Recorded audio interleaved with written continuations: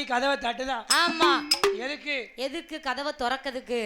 ஆமா. அப்புறம் தட்டினா தானே திறப்பாங்க. தட்டதுக்கு தான் திறப்பாங்க. திறக்கிறதுக்கு தான் கதவை தட்டுகின்றான். இவன் அவசரத்துல இருக்கான். ஆமா. போனவர் திரும்ப வந்துடக்கூடாது. ஆமா. முனிவர் பெயிருக்காரு, கௌதம ரிஷி வந்துடக்கூடாது.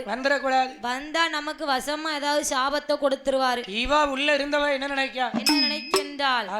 ஆஹா, ஒரு நாள் கூட ஆமா நம்ம சுவாமி நம்மள பேர் சொல்லி கூப்பிட மாட்டாரு, அழைத்தது கிடையாது.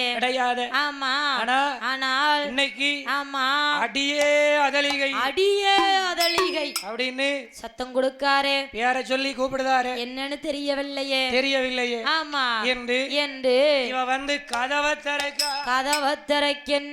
கதவை திறக்கும் போது சண்டாள பாவி அந்த தெய்வேந்திர கௌதம ரிஷியாக இருந்தவன். ஆமா. அவ என்ன செய்கின்றார்? அந்த அதலிகை மேல